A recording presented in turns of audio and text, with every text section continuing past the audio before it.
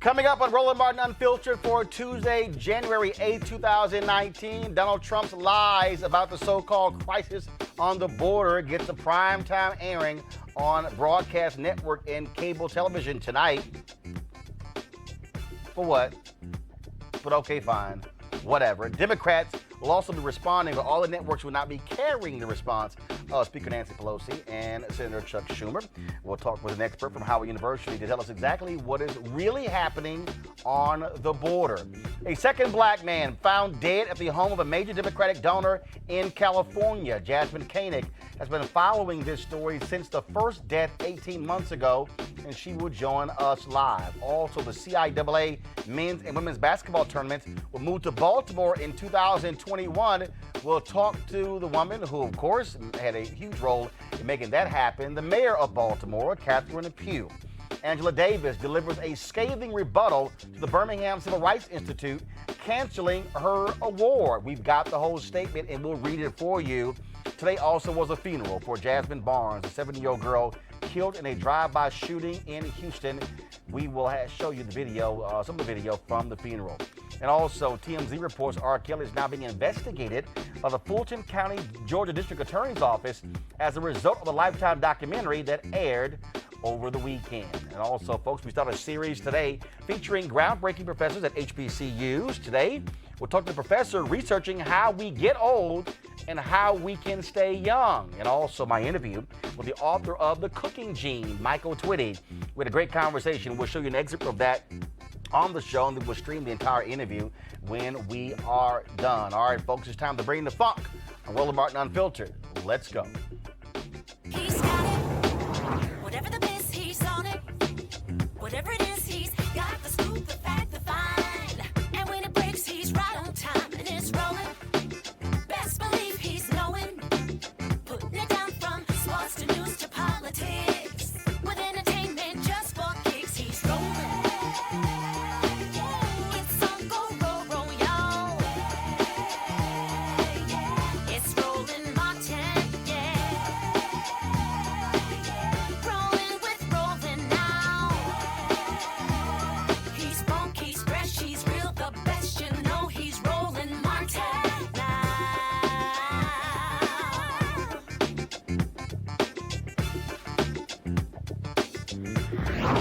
Martin. All right, y'all. Donald Trump is speaking to the nation tonight in a primetime address, or should we say lying to the nation tonight. Hey, where's my Trump Lives Matter stinger? Really? Are y'all falling asleep? Okay, find it, please. Seriously. Every single day. I know that. Okay, Jacob, my producer, goes every single day. Well, play the damn thing every single day. Okay. That's why we created the thing, to play it every day. All right, all the broadcast networks and all the cable networks caved into Trump's request to speak on his border wall. Now, remember, when President Barack Obama wanted to address the nation on immigration in 2014, the broadcast networks refused his request, maybe because he wouldn't tweet about him and dog him, but they went ahead and went along with Trump. Now, he is trying to salvage his campaign promise to build a wall, which Mexico is not paying for, even though he said Mexico was going to pay for it. He's also declaring there's a humanitarian crisis on the border, which we haven't been able to find. Now, to the extent there is a crisis on the border, Trump calls it himself with his zero-tolerance policy. Here to talk about the true situation on the border is Dr. Nyambi Carter from Howard University, who's currently working on a book about black opinion on immigration in the United States, in addition to studying President Trump's immigration rhetoric and its influence on voters. All right, Doc, let's get right to it. So earlier today, the White House signaled that he may declare this national emergency, which would give him the power to, I don't know what the hell, create this wall. But now they're backing off of that. So what do you make of all of a sudden there's this national security emergency due to the border, the southern border? Well, it's not an emergency. Really, the president has created the emergency, as you rightly pointed out. The truth is, most of the people at the border are seeking asylum. There are many children at the border who are no threat to the United States. And in fact, there are 2 children who died in U.S. custody from our poor behavior and our inability to actually house children in a safe manner. And we still have the children who've been separated from their parents earlier this year who are still awaiting reunification with their parents. So the crisis at the border is much overblown. And I think that's why he's backed off of declaring it a national security emergency. And so let's just be honest. This is Trump's attempt to gin up his base because conservative media attacked him when the Senate passed the budget that 100-0 to reopen the government, and he leaned on the House not to pass that in order to get money for the wall, which Mexico was supposed to pay for, but Mexico is not paying for. He wants American taxpayers to pay for, even though he lied and told us Mexico was going to pay for it. Right. Well, I mean, it was always a bogus promise, right? That was something he couldn't ever deliver. And I think the fact that most Americans don't understand basic civics, you can't compel a sovereign nation to pay for something in your country. Moreover, he can't compel Congress to give him the funding. That's why we're in a government shutdown right now. This was always about making the most base parts of his voter base excited because it's a white supremacist tactic at best. We also now know because we now have administration officials. You have Roger, who's that thug? Roger, what's his name? Roger, y'all know. Yeah. The Trump's thug. Roger Stone. Okay, like I give a damn who he is. Well, he's a thug. And he came out and said that they came up with this whole wall deal because Trump couldn't remember a damn thing. And so it's like, look, anytime you forget something, just say the wall, and the crowd's going to go crazy. So we know that that's really what this whole thing is about. It's not actually about an issue with immigration. I mean, this is about pressing the buttons to get his, frankly, white base fired up on the issue of it's them people who are calling us all these problems. Absolutely. And we have a wall. We have barbed wire. We have fence. The fact of the matter is it's a 2,000-mile border that we have with Mexico. The border with Canada is bigger than that. So it's really hard to secure that space. But you're exactly right, Roland. I mean, numbers of people coming into the United States have been declining for years, especially given the fact that we are in a recession economically. So this idea that everybody is clamoring to come to the United States is a falsehood. But it's more important to him that we push this narrative, that he pushed this narrative, right? That these brown people are coming to the United States and they're coming to take your jobs and they're coming to hurt you. I mean, he tried it with black people. Black people weren't persuaded by it, but that didn't stop him from saying it. And he's been saying it. And for white supremacists, this is basically kitty litter to them. Right? This is the kind of stuff that they want to hear. Keep America white and keep all those brown people out, and everything will work out fine. So he's supposed to speak for 7 to 8 minutes. I don't believe that for a second. I think he's probably going to forget what he's doing and go off on a tangent. It might be 15, 20 minutes. And then he's supposed to go down to the southern border on Thursday. Again, to me, it's more histrionics. This is somebody who is, frankly, this is all he has left. And I think even Republicans are getting tired of the drama because now we're seeing TSA people say, look, I'm going to quit because I got to feed my family. Other individuals who are saying, I can't pay bills. And then for him to say, oh, I know how you feel. No, you don't. You've been rich your whole life. And so even so, I think you have members of his base who are realizing their lives are about to be impacted as a result of him not trying to keep the government open. Well, even his claims about this is mostly affecting Democrats. I mean, there's no way to have a government shutdown that only hurts Democrats and that people are for this. When people's payments start getting cut off, when people can't do the basic things that they need to do, like fly, ride a bus, I mean, all of those kinds of things that rely on federal support. And let's not forget the physical infrastructure of this nation that relies on federal support. FDA, which is partially shut down, all of these important agencies that are being affected. I mean, the IRS, right? All of this is tax season. This is blow up season for most people, right? And now we have a moment where we have a president who is saying all of these critical functions can't happen because I want to build this wall to my own vanity and my own vision of white supremacy on this here earth. This isn't about a policy because this is an immigration policy. He doesn't care about immigration policy. He just wants to build this monument to himself. And that's all this is about. All right, then. Well, Doc, we certainly appreciate it. Thank you so very much. Thank you, Roland. Thank you very much, folks. Dr. Deon B. Carter, Howard University. All right, let's go to our panel here in the studio. My far left, Dr. Julianne Malveaux, President Emerita and also economist, Bennett College. We have, of course, joining us new as well. First, we got Malik, who's here. Did y'all actually forget to put Malik in here? Malik Abdul, Republican Communications Consultant, who joins us back with the bow tie. And Aris Foley, social media curator for The Hill. How y'all doing? Pretty good. Good. All right, so Malik, I'll start with you. There is no damn national emergency. There is none. I mean, this is absolutely positively made up. And even fellow Republicans are like, dude, seriously, it's not an emergency. Yeah, I don't think it's it's not a national emergency. It is definitely an issue, and it's an issue that the United States have been dealing with for a while now. The Democrats, I understand that Nancy Pelosi now thinks. Well, I'm sorry, the country has been dealing with for a while, not Democrats. I understand that now, Nancy Pelosi thinks it's something that's immoral, despite the fact that the party supported it in 2006. So what we're talking about, and it's the same thing that I said the last time we were on the show, this is an issue of semantics at this point. We know that there will not be a wall to stretch the entire border of the United States. So what we're talking about now is similar to what we talked about in 2006. So why does he keep lying then? Because first of all, he lies. Because he throws out stuff like eminent domain.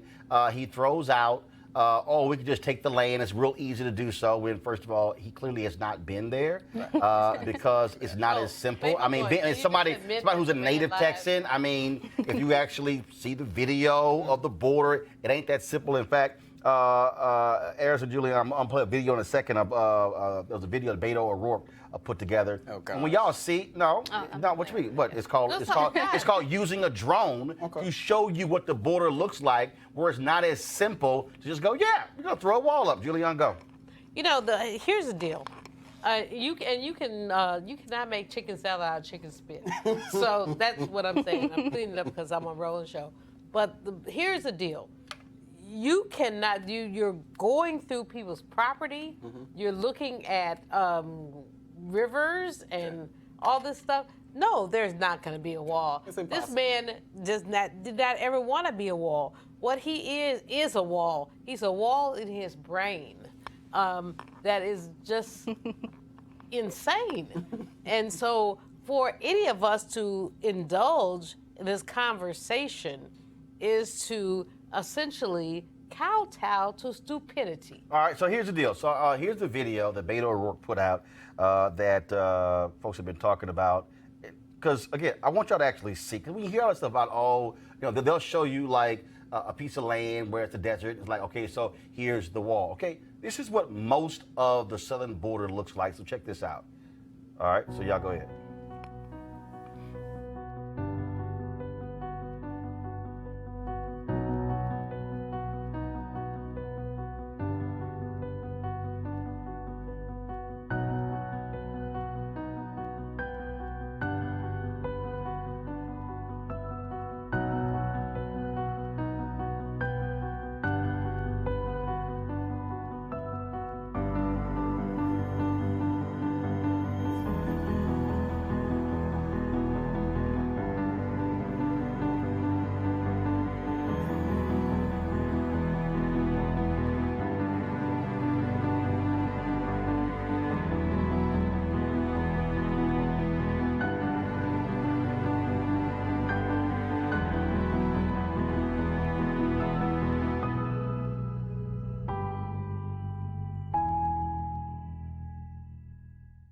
Okay, Aris, you can't put a wall right there. It's a river, okay? It's a river, and it's Mexico on one side and the U.S. on the other. You can't just say, I'm going to go throw a wall up right there. Yeah. Well, I mean, I think what you said before, too, a big part of it is just pandering to his base. Even the primetime address tonight, it's probably very unlikely that Democrats, especially a Democratic-controlled House, will actually meet his demand for $5 billion for a border wall. But, I mean, cable news outlets are going to pick it up anyway because Trump is able to bring in ratings. That's what it is. It's and there's a eyeball. reason why Obama, yeah. Also, I mean, we're entering the 18th day of the shutdown. I think the longest ever shutdown on record was 21 days in 1996.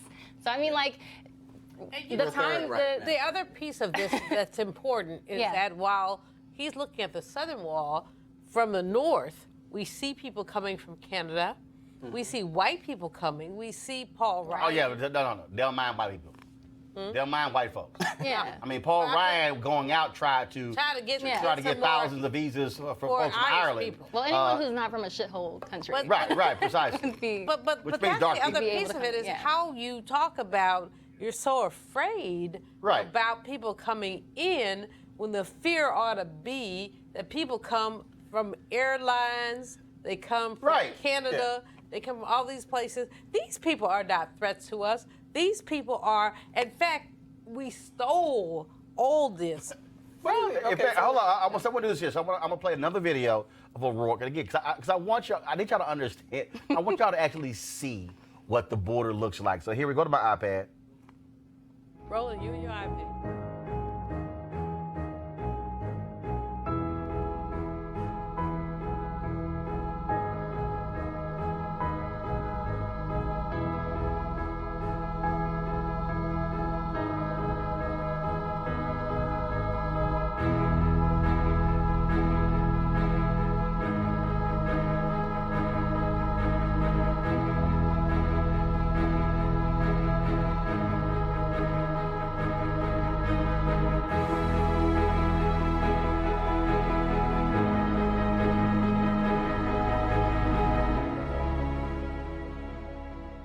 So again, what are we putting up?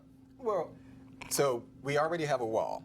We know that a wall is. Actually, there are several walls. Right. Yeah, and that's like sections. whatever variation you call it, and I think that, I agree with what we're really talking about, whether you call it a wall, whether you call it slats, whether you call it a fence, barbed wire, whatever it is, it's something that's it's a barrier. So that's really what we're talking about. We're talking about a barrier. The wall has become a symbol of whatever. So the wall has become rhetorical. The wall that we already have. Rhetorical bullshit. Excuse my language. Rhetorical bullshit. Flourish. Because this man has used the notion of a wall that Mexico was supposed to pay for. That we never believed. Which we never believed. No. We didn't believe it. But Them fools believed it. Who voted for him? Oh, yes, they did. Well, some did. But here's the point. No. The folks who can't read in West Virginia and some of them other states believed it. At the end of the day, here's the problem. It's rhetorical bullshit that this man has used to essentially clown our nation. But it's something that we already have, though. We already have a wall. We have barriers. We have border security. We have border. Hold on. Which wall? Concrete, steel, or cement? It depends. It depends we have like the very variation. Or whatever that means. Always had border security. We've always had some sort of barrier. We have had Okay, how about this here? It's It's three of y'all here. Who thinks he gonna lie tonight? Who believes? He'll lie every night. Who believes? Every time he opens his mouth, he lies. Raise your hand if you believe the speech that he's gonna give tonight is going to be completely truthful. All right. Hey. Completely truthful. Raise your hand. Hey now. Nobody. That's all I'm saying. So ain't nobody like, I ain't raising my damn hand. I don't know. Because you know his ass don't lie. No. Okay.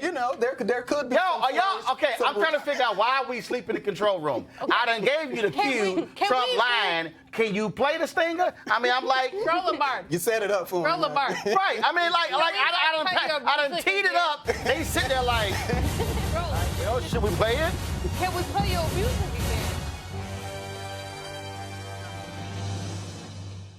Somebody control room finally woke the hell up. Okay, it's all right, folks. Let's go to our second story. For the second time in 18 months, a black man was found dead at the West Hollywood, California home of a wealthy Democratic donor, Ed Buck. Now, 26-year-old Jamel Moore was found dead at Buck's apartment from an apparent overdose in July of 2017. Well, yesterday, a black man in his 50s was found dead in the same apartment. Now, all of a sudden, the LA DA's office, they are supposedly investigating. And activist Jazmine Barnes was trying to warn folks last time it happened, and the investigation pretty much was a joke. She joins us right now. And so, Jazmine, glad to have you back. I hate to have you back on this story because, again, we talked about it on the show discussing this issue and what happened with Jamel Moore. And you had many folks in the white gay community, in Democratic donor circles, who would said nothing, did nothing. You were just yelling from the top of the mountains, look, this man is a predator. Now a second black man is dead. And you know what? They're still saying nothing. So as far as the people who have taken his money and the Democratic leadership of the state of California, they're still saying nothing. We told them back then, Roland, that when, it was a matter of when, right? Because we knew that he hadn't stopped and he was still doing all the things he was doing before, that when someone else died in his apartment, that person's blood was going to be on the hands of District Attorney Jackie Lacey and the Sheriff's Department. And, you know, it's such a tragedy. And, you know, he was not detained or arrested. So last night when folks showed up in front of his house in West Hollywood, his apartment, he was at home. Wow. So he very well could have a third, fourth, and fifth at this point because the man has not been detained or arrested or prosecuted for anything. So he literally, somebody else died and, oh, what, he's back in the place? First of all, did they properly remove stuff this time? I have no idea. I've seen one photo. It's just such a sad photo of this person's body being taken down the stairs from the apartment. And it just so much reminded me of Jamel Moore, who, by the way, it would have been 28 years old next Monday. And it you know, that investigation was never completed, you know? So it's like, I'm at the point where, you know, I just want to scream so loud. We have got to do something. Everybody is responsible here. How many more black people have to die in this man's house? He has a very highly paid, articulate attorney out here advocating for him. Let's see, the story this time is Ed Buck was in the bathroom and his longtime friend of over 25 years, he didn't know what his friend was doing. He didn't know that his friend had overdosed. Which was very similar to the Jamel Moore story. I think with the Jamel Moore story, he said that Jamel was in the bathroom and he had no idea what Jamel was doing in the bathroom. So, you know, people ask me, well, what is it? Well, what is it, Jazmine? I don't know. Is it white privilege? Is it he gave enough money to the right people for them to look the other way? You know, I'm, sitting here trying to infiltrate the California Democratic Party, and run for office because I'm tired of belonging to this party because of things like this. You have something like this happen. He's clearly one of your top donors. He gives money to almost all of them. Right. And they have nothing to say. We swore in a governor on Monday who took money from him. Well, we, first of all, have been covering, the Jamel Moore case. We'll be covering this one as well.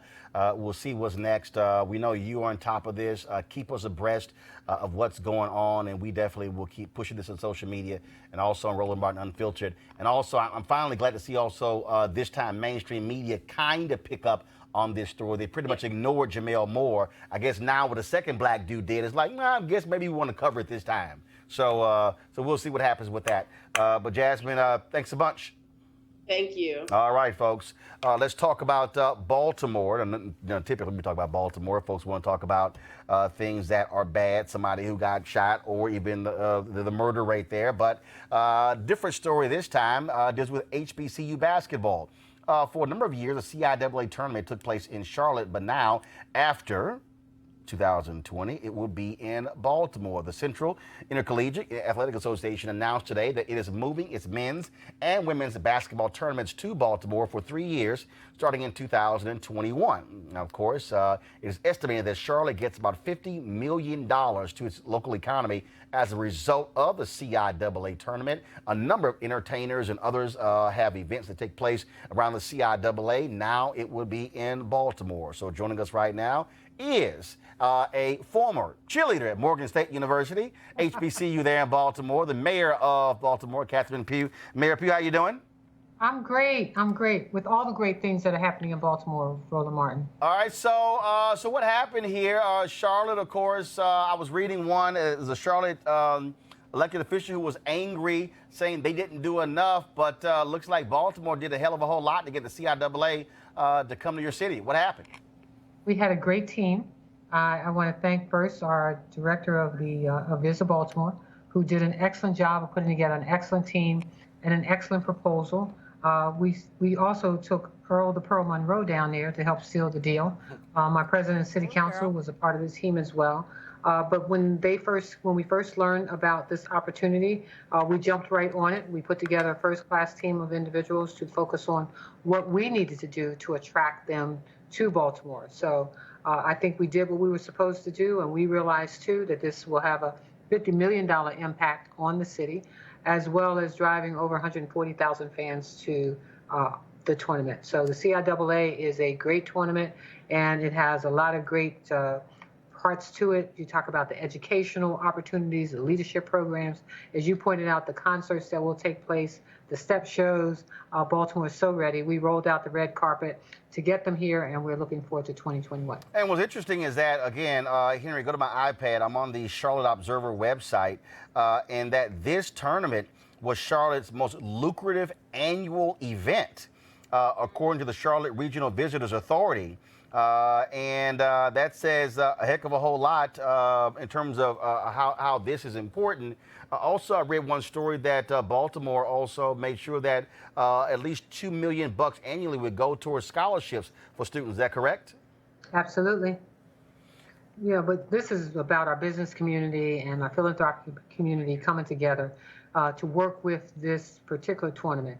And, you know, a lot of things happen around tournaments. And so we've already laid it out with the hotels and so forth, and so that we don't have folks piggybacking and trying to make extra money. We want to make sure that the money goes towards the city as well as towards the CIAA tournament for the scholarships and so forth that they want to make available to our students at the CIAA schools. Where will the tournaments be played at?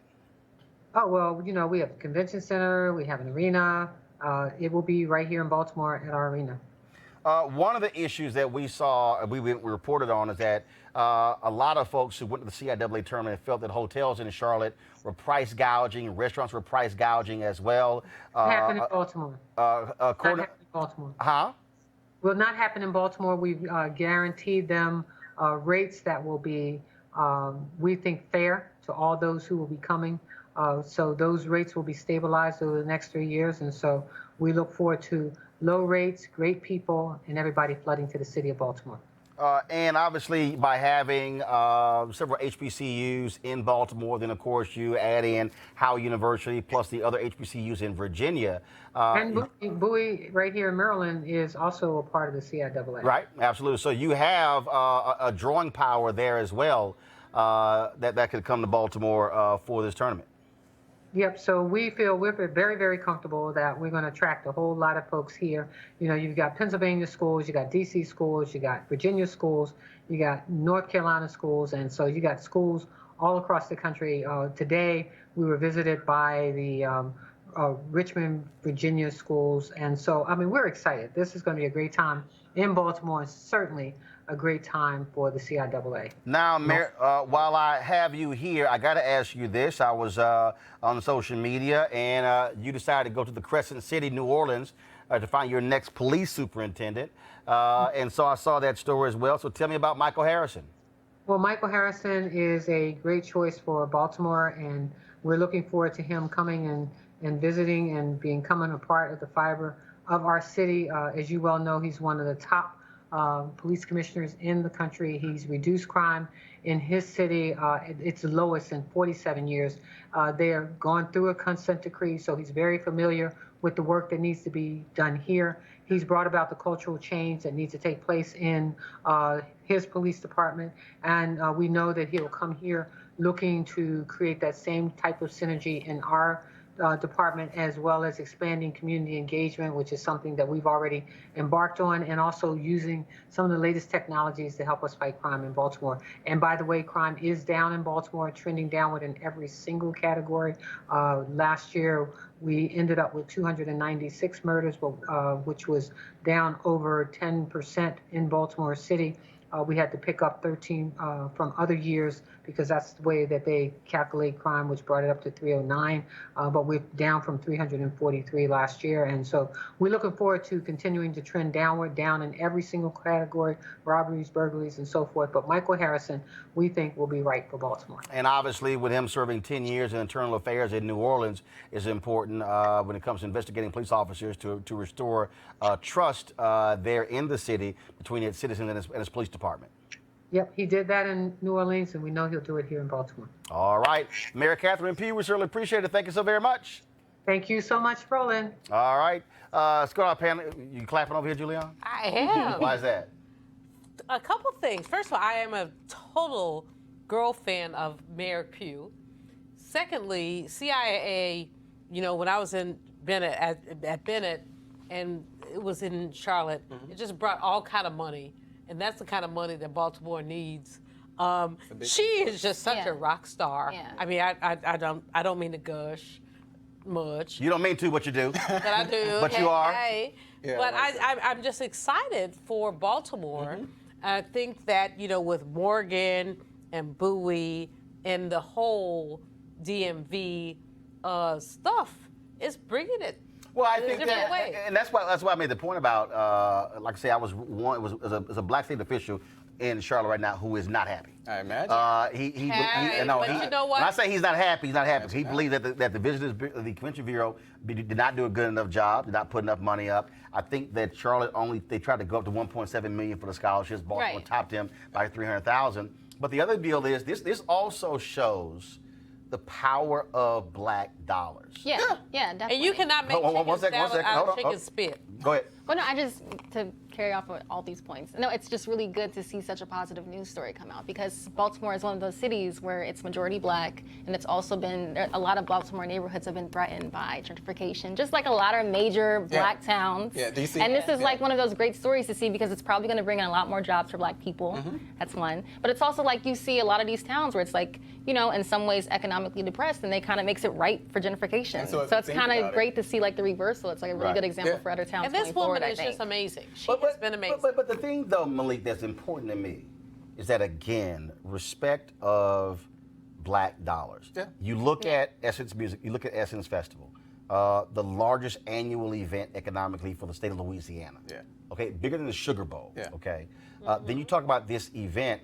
Now, so to have cities competing for these events, so what they're saying is, oh, wait a minute, black folks are showing up, they're spending money. Oh, we're going to recruit, try to go after, and so Baltimore actually beat out Norfolk, Virginia, who also they were trying to get that. And I'm gonna do this here. So I'm on the Charlotte website. So let me see if I can stop this here.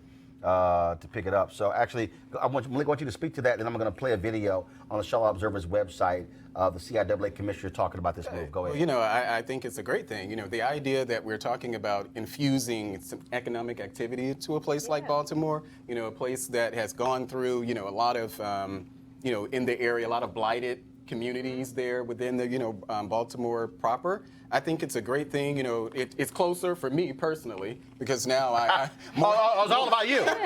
more than likely, I'm actually going to go now. Oh, it's all about you, huh? But you know, hey, It's always all about you. I got you. I but no, understand. I honestly will say, you know, I get excited when I think about those sort of possibilities of just, you know, the number of black people that are there, the impact that it can have on the community, the opportunities that are there. scholarships are really the scholarships $2 million bucks. there. But also, again, this was an issue that we covered.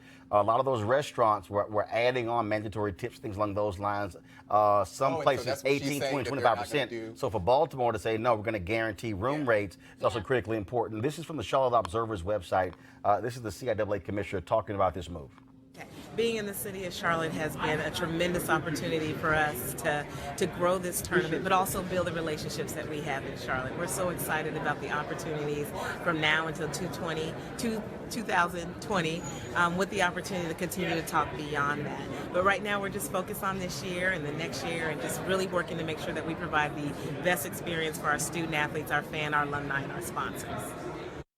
Okay, but y'all ain't gonna be there for 2020, and so, but I want everybody who's watching to understand when you talk about black dollars, when we talk about black family reunions, conventions, events along those lines, cities should be trying to compete for our dollars and not taking those dollars for granted, which also says to organizers of various events that we don't have to stay in one place, and that if you disrespect black folks, if you don't fully respect our events, yes, then other places will covet those particular events, and that's critically important. Final comment. Hold on, Final comment. Hold on. Final comment. Malik, then Julian. Yeah, I just want to make sure that, when we're talking about this, is that blacks actually have an opportunity here. So, even though they're coming to Baltimore, they need to make sure that blacks have opportunities. Black vendors, black restaurants. I got you.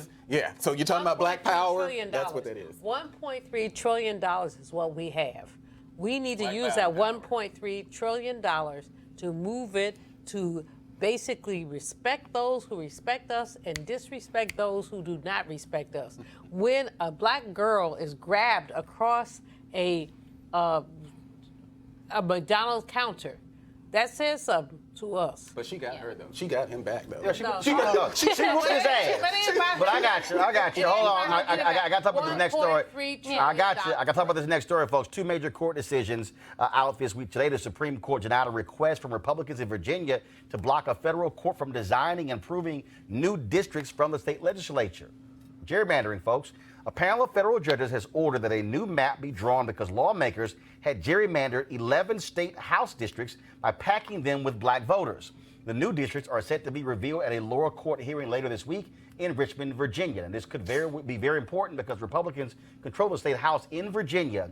And also, today, Governor Ralph Northam announced a series of proposals that would implement no excuse absentee voting and repeal the requirement to show a photo ID to vote. These measures are more likely to pass if Democrats control both houses. Now, the other decision from the U.S. Court of Appeals for the 3rd District is on a case that goes back to 1982. In that year, a district court ordered that Republican National Committee cannot engage in ballot security measures which were designed to intimidate minority voters from voting.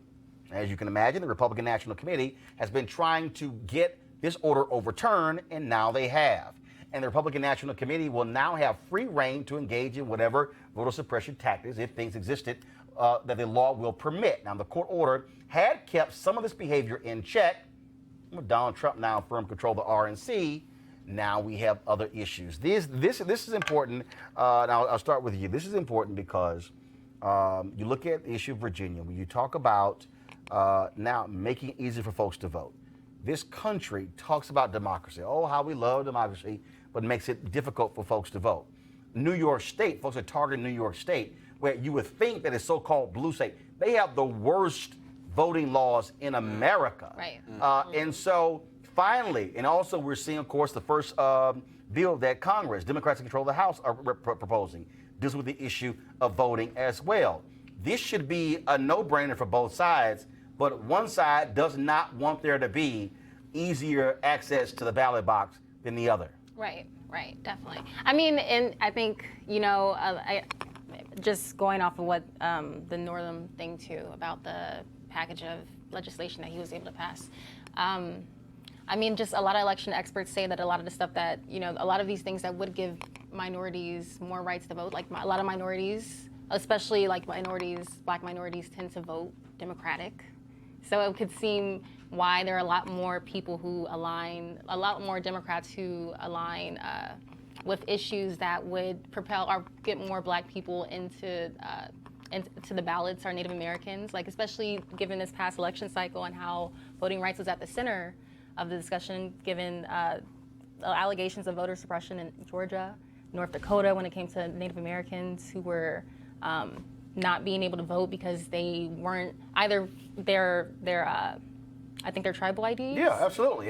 They had rushed to get them made. Right. And Malik, this is where, again, I keep saying to Republicans, if you keep trying to keep folks from voting, you ain't going to get black votes. Well, I will say one thing. I don't think that this is a Republican thing. I don't think that Republicans, as the party, I don't think that we are into voter suppression. Yes, they are. No, yes, they are. No, Doc, you can sit here. Members of the party are, but I don't think that the party itself. Hold up. Members of That's the party. No, that's to say that what happened. What are you talking about? With all due respect, and I say want to that- respect you, but with all due respect, let's just deal with this bit. I'm wearing this shirt for a reason. Let my people vote. Vote. That's not a position of the what the Republican hell Party. happened in North Carolina where MFs Right. went and took people's ballots? Yeah, but we're This talking was about back- North Carolina. Also that though. too. No, We but continue to talk about Actually, Georgia, North Carolina, Not only is going to Georgia, North Dakota, Virginia, Maine. You can't add Georgia to North Carolina because the situations are not the same. The situations are not the same in North Carolina. wrong with But him? Malik, hold on one second. But Malik, it's real simple.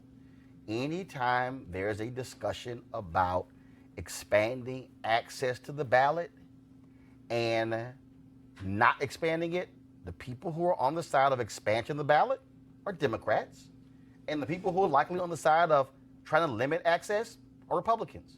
And how come everybody? One second. Multiple states. Yeah. So this whole idea of like, well, that's not the party. It's not individuals. the party, though. Okay, it happens to be a lot of individuals who call themselves Republicans in different states all across the country. And then when you add them all together, that's called the Republican Party. Yeah, Let me ask you this. Hold on, Okay. one second. Finish, make your point. It's applicable to You don't have both no parties. I mean, you can actually have. I can cite off things that are. Democrats generally advocate for that Republicans generally don't. So we can go down the list of things. Wait. What? Well, let's start with the border. Let's start with No. Stop. No, Julian, stop. But you can't. No, Malik. So let's talk about Malik. border security. Show me. Democrats and Republicans are on two different sides of that. No. We're discussing voting. Yeah. Show me Voter the suppression examples tactics, yeah. where Republicans are talking about expanding access to the ballot. Take your time. Well, I'm sure there are some examples. Well, no, but give me one. No, give me two. Give me two. I don't have them. Okay, give me one. Give me one. I don't have them off the top. You of don't my have head. one? I don't have them. Bro, you don't have one? It's an entire country. No, I don't have Out of all 50 states, you can't find one. I was not prepared to talk about a case That of where means Republicans that were means there are advocating for it. none. Roland, here's the maybe deal. it's 30 seconds, Here's the go. deal. These people would like to constrict the opportunity for people to vote. Some people, That's yeah. what it. No, I not don't some disagree people. with that. Okay. Your people. I don't All right, disagree Yo, with that. people. this is all I'm saying. Okay, so between now and the next time you come on, find me two.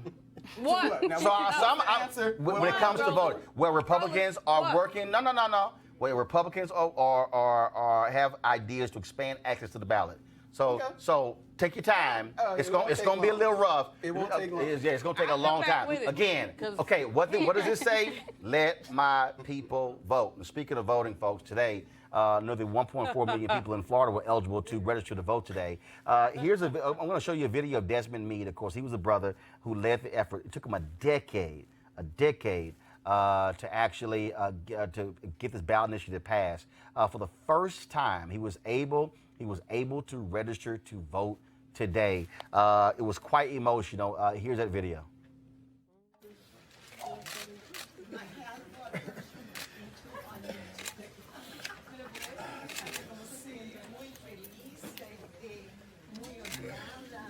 Wear your glasses. Help him out. These glasses, excellent. Okay. Or I can do either one, right? Today marks historic and will be memorized in Florida history for allowing every citizen to have a vote. Thank you, Lord. I do. I'm voting again. Yes, you're voting. Register voters. Congratulations. Congratulations. Congratulations. Congratulations. Thank you all. Can you do me a favor and review that, please? That's how I feel. Grateful. To people I don't even know. Desmond Meade said there were scenes like that all across the state. Election officials were getting emotional, shedding tears as they saw folks who were coming in and registered to vote. Many of them, there were some folks, of course, who went to jail before they were even eligible to vote. And now, for the first time, they will actually have an opportunity to vote. And so you see, I'm wearing this shirt, Let My People Vote. So Desmond and Sheena made sure I got one of these shirts a few weeks ago, which is why I'm wearing it. And to the panel, look, this is what this thing is about. This is why 65+% of the people went to the polls, because it does not make sense in a country to say that you have, I mean, and now in the case of Desmond Meade, not only could he not vote, because he was formerly incarcerated, formerly a felon, he got his law license. He went to law school, graduated, but he could not become a lawyer because in Florida, they didn't allow you to get professional licenses for the same reason. Now he can become a practicing lawyer. Mm-hmm. I mean, that is a huge deal, and I would hope that first of all, legislatures should not be blocking folks across the country from voting. Right. And in many of those cases, Malik, they are Republican legislatures.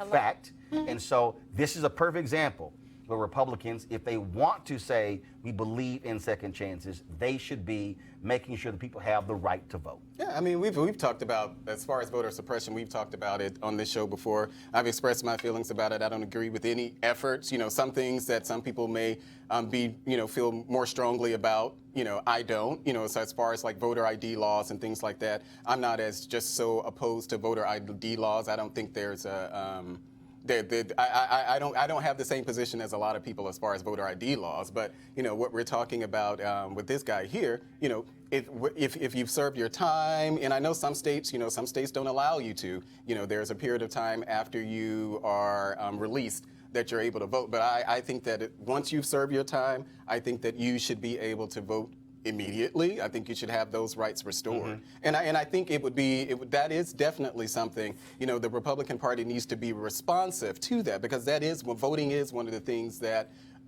we care a lot about. But the party has been a blocker to people from things, Roland, as minor as you can't get a barber's license. Right. In Illinois. They got like 151 things that you can't do. Right. Once you've been a felon. So you have you served your time, you done the crime, you served your time, let it go, let it go, let it go. That's all. But also, Juan, would you speak to this? This is also, I want every person who is young, or the people who are out there watching, or who are always talking about this nonsense of, oh man, this stuff doesn't matter. I mean, these were individuals who are shedding tears, who could not vote. And to me, I don't care who you are. I don't want to hear that crap. Anybody says, "Oh no, the best of those two evils" or whatever. No, this shows you the power of what it means and how emotional it is for people to get the right to vote. Right, definitely. In some states, even this week, Florida actually lifted I think on Tuesday, and enacted a measure to lift the ban on those with felony convictions. No, but that's right. That was the case here. But you see how emotional they are. Mm-hmm. Definitely. You see how workers are seeing it, and that to me, I think it says a lot to young voters. Don't just sit the hell at home with your power, and you have the right to vote, and then you're not using it. Yeah, I think there's a lot of effort to.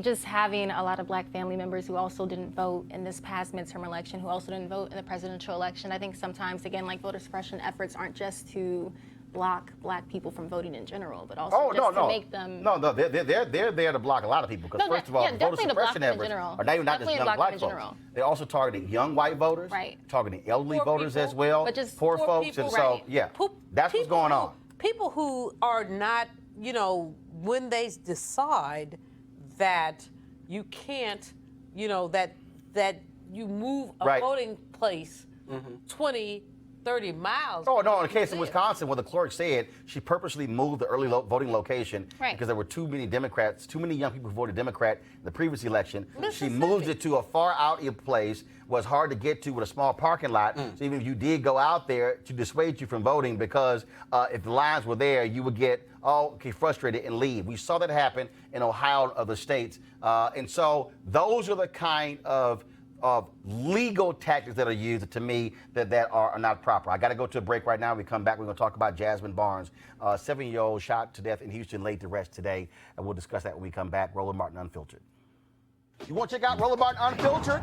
YouTube.com/Roland S. Martin. And subscribe to our YouTube channel. There's only one daily digital show out here that keeps it black and keep it real. It's Roland Martin Unfiltered. See that name right there?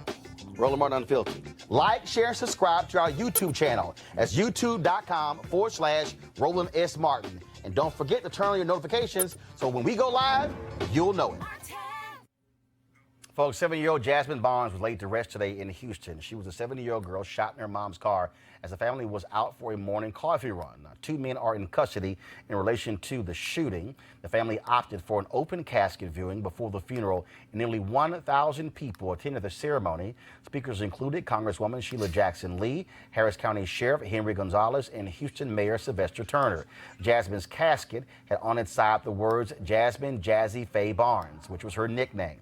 She was a girl who loved playing, singing louder than the radio, and also giving out hugs.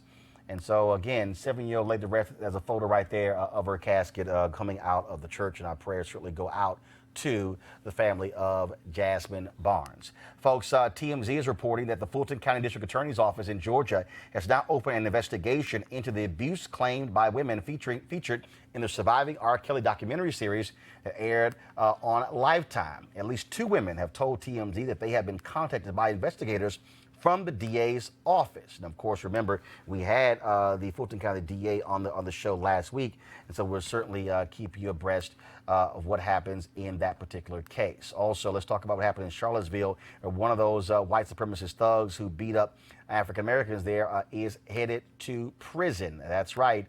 He has been convicted, and this is critically important. Now, remember, Donald Trump talked about there good people there. Well, one of those folks, one of these thugs who beat up DeAndre Harris, was sentenced to 20 years in prison.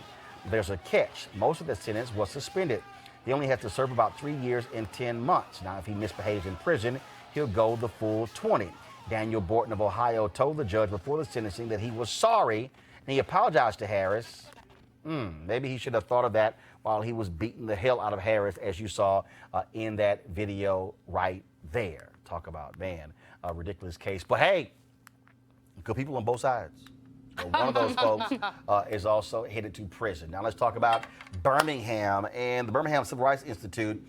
They are trying their best to stay quiet and ignore their decision to rescind the Fred Shuttlesworth Award that was supposed to go to Birmingham native Angela Davis. Well, that's not going over quite so well. The CEO, as well as the board chair and the board members, none of them still are speaking. They've been called out by lots of folks as a result. We're rescinding that award because various Jewish groups and organizations in Birmingham and beyond protested the award going to Angela Davis because of her support for a boycott of Israel. Now, Angela Davis, she has responded. First of all, she said she was actually stunned by the decision by the Birmingham Civil Rights Institute to rescind the award.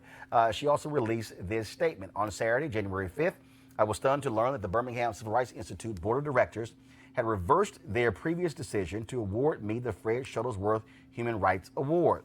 Although the BCRI refused my request to reveal the substantive reasons for this action, I later learned that my long-term support of justice for Palestine was at issue. This seemed particularly unfortunate given that my own freedom was secured and indeed my life was saved by a vast international movement. And I have devoted much of my own activism to international solidarity and specifically to linking struggles in other parts of the world to U.S. grassroots campaigns against police violence, the prison industrial complex, and racism more broadly. The rescinding of this invitation and the cancellation of the event where I was scheduled to speak was thus not primarily an attack against me, but rather against the very spirit of the indivisibility of justice. I support Palestinian political prisoners, just as I support current political prisoners in the Basque County, in Cataluna, in India, and in other parts of the world. I have indeed expressed opposition to policies and practices of the State of Israel, as I express similar opposition to U.S. support for the Israeli occupation of Palestine and to other discriminatory U.S. policies.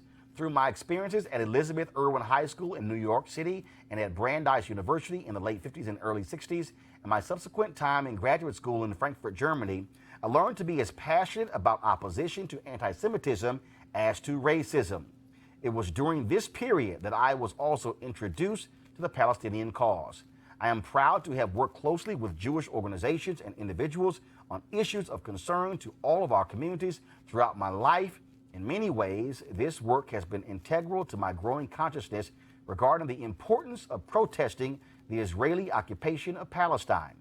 The trip to Birmingham, where I was born and raised, to receive the Fred Shuttlesworth Award was certain to be the highlight of my year, especially since I knew Reverend Fred Shuttlesworth personally and attended school with his daughter Patricia, and because my mother, Sally B. Davis, worked tirelessly for the BCRI during its early years. Moreover, my most inspirational Sunday school teacher, Odessa Woolfolk, was a driving force for the Institute's creation.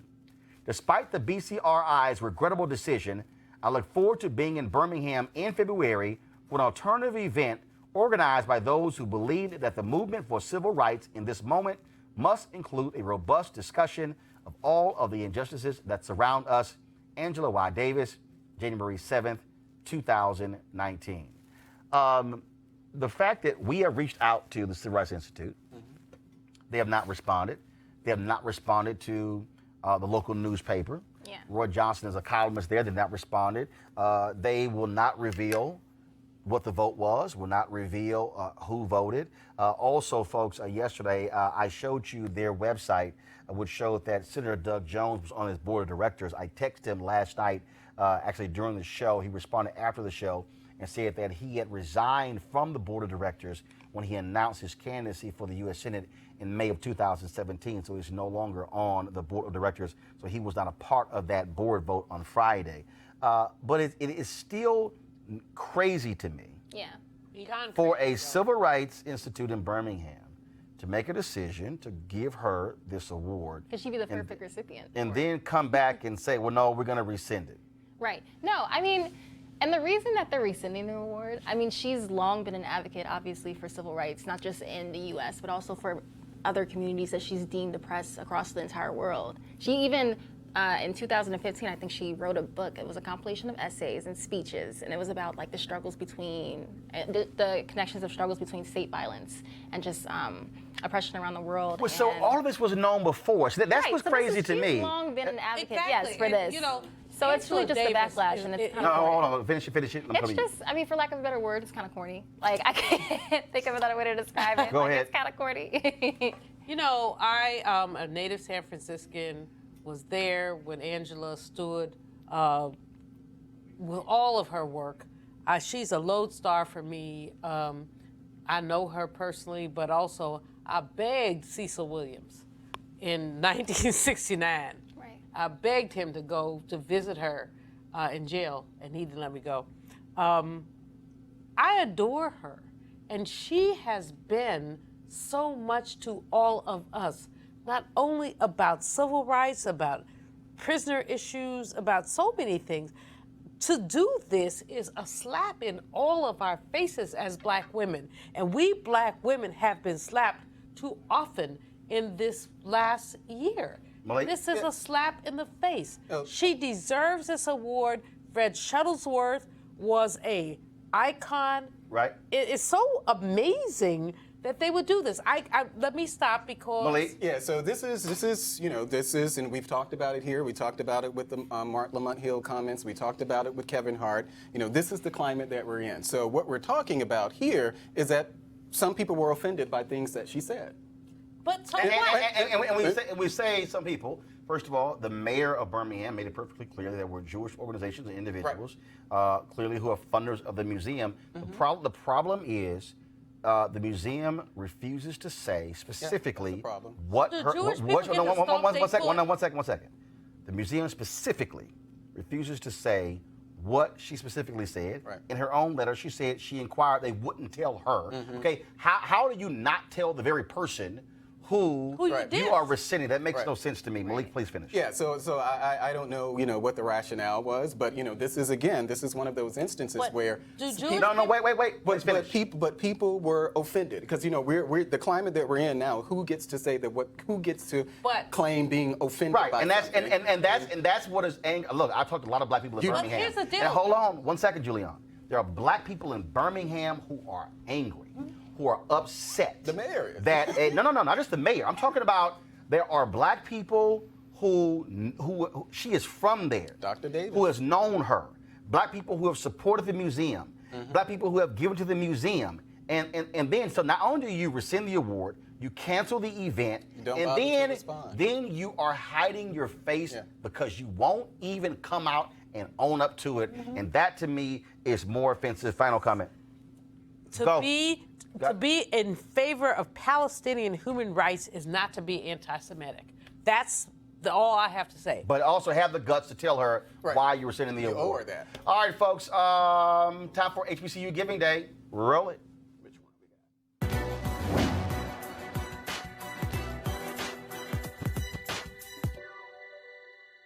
Black People's Grace has been with What They Do with Language, novelist and Nobel laureate Toni Morrison.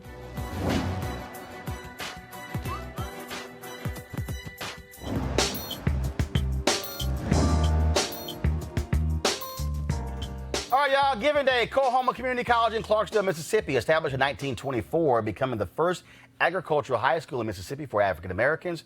Under the existing separate but equal doctrine, the junior college curriculum was added in 1949, and the name of the institution was changed to Coahoma Junior College and Agricultural High School. If you want to support, please support coahomacc.edu, coahomacc.edu. All right, folks, when we think of HBCUs, we often think about homecoming of sports, school spirit, things along those lines, but focus should also be on academics. Well, folks at AT&T in their Dreaming Black initiative wanted to focus on HBCUs, and so we decided to visit 4 HBCUs and talk to professors there who are doing some great work. Take a look. Here's Bowie State.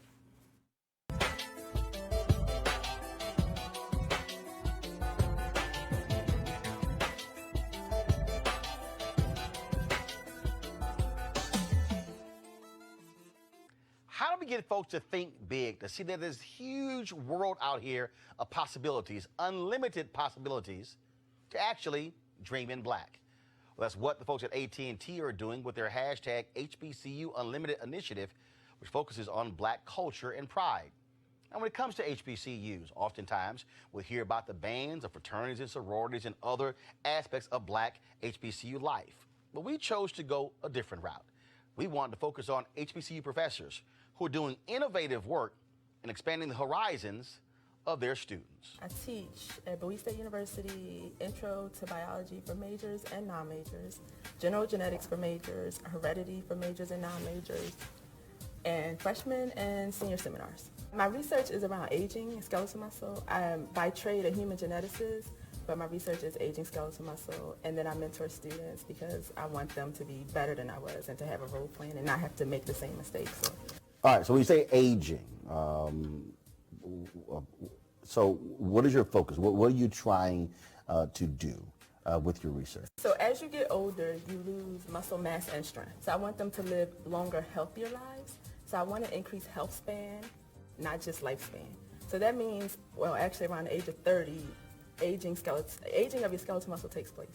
But it's not until 50 to 70 that you actually see the results of it. So I want to extend that period so that people aren't actually experiencing sarcopenia, which is the aging of skeletal muscle, till their 70s or 80s, so that they'll have healthier years and not just longer unhealthy years. So when you say you begin to see it at 50, okay, so I turned 50 2 weeks ago. Okay. So what are you looking for? What are you looking? Your muscle mass is going to be smaller. So if I looked at your muscles under a microscope, your cells start to shrink. Okay. And then they start to get weaker. And that's what you look for. Some folks, they jump on the treadmill, jump on the elliptical, or is it a matter of, no, you should be lifting weights? So the jury is out on that one, but just keep moving. All of the above, whatever you're comfortable with, whatever you're willing to do as you get older, I would say do it. You're going to lose the muscle mass. It's a matter of slowing down how much you're going to lose as you get older. So even elite athletes and people who've trained for years still experience sarcopenia, but it's going to be at a lower rate than someone who doesn't do that, who's not an elite athlete. Okay. Where did you decide to say, this is what I want to do? Like what, I mean, so like you were sitting around as a child going, you know what? That's an old person. And look how, they can barely lift things up. You know what? I'm going to try to figure out how to ensure they have more muscle at 68. It just happened. So as a child, I wanted to be a pediatrician. Okay. But once I got into school and I realized medicine or science, I went the science route. I loved research. And I was applying to grad school because I wanted to grow organs to be able to transplant them into people who needed them. But once I got to Johns Hopkins and I rotated in labs, so I seen some of the stem cell labs and I wasn't so fond of them. And then I met a skeletal muscle biologist and I liked him as a person and then I liked the research. So at the time we started with Duchenne's muscular dystrophy. And it was cool, and then he got offered some money to look at skeletal muscle aging.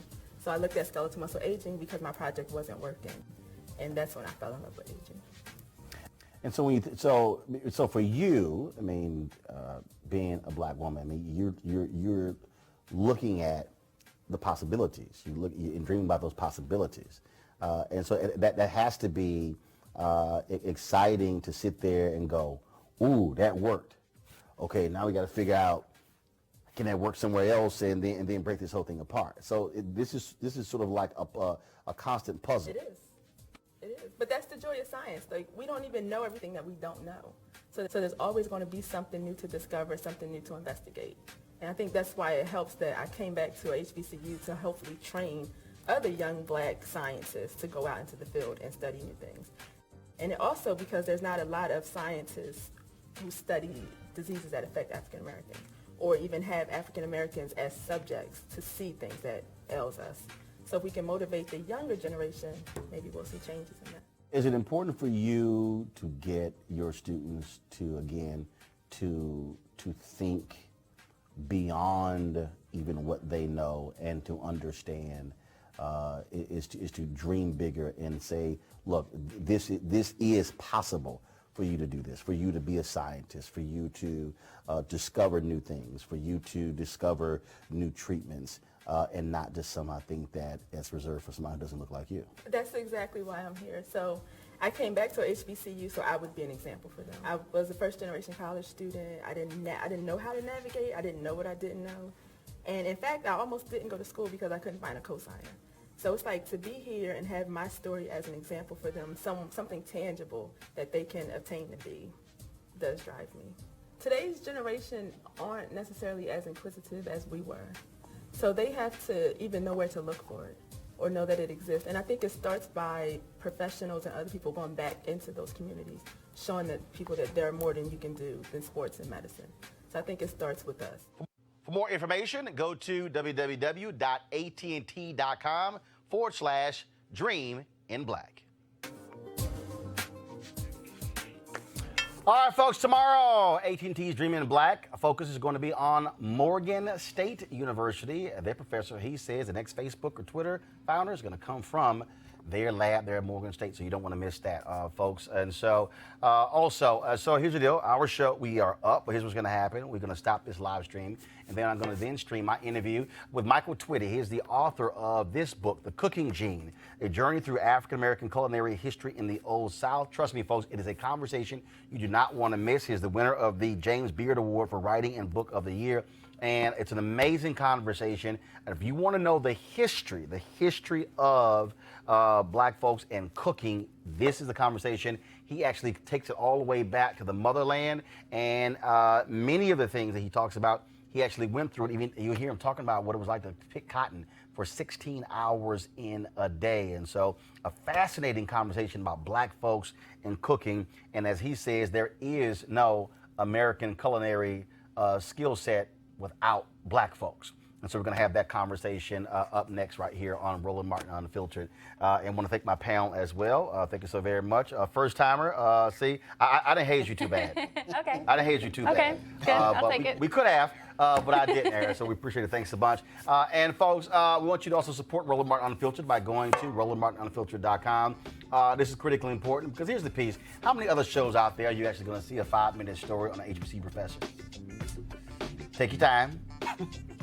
You'd probably be able to answer that question when Malik can give me the number of times Republicans would expand the act to the ballot.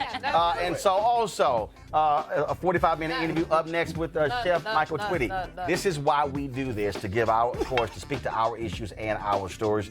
And so we want you to support this by, of course, by supporting us, joining our Bring the Funk fan club. And so we want you to do that. Again, go to RolandMartinUnfiltered.com.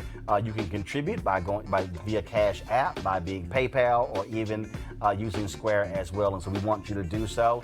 Every dollar goes to this show. We got some great things coming up for you as well, and some remote broadcasts we'll be doing from across the country. And so again, support us. Also, don't forget, go to our YouTube channel, subscribe to it. Also, click live notifications. Same thing on our Facebook page.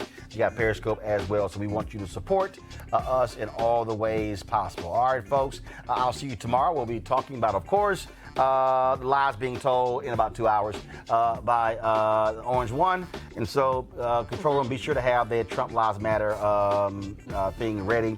And so we'll have that good to go for all of you. And this week also I'll be talking with the creator of the D-Herbs cleanse. I started yesterday. Lord Jesus, y'all. All just raw vegetables and fruit. Yo, it's killing the brother. But we'll talk about what the cleanse is about and why it matters with Doc AD. So all of that, folks, a jam-packed show for us the rest of the week. Looking forward to it. So this one is over. Don't forget, up next, Chef Michael Tweedy. An amazing conversation you are going to enjoy. Gotta go. Holla!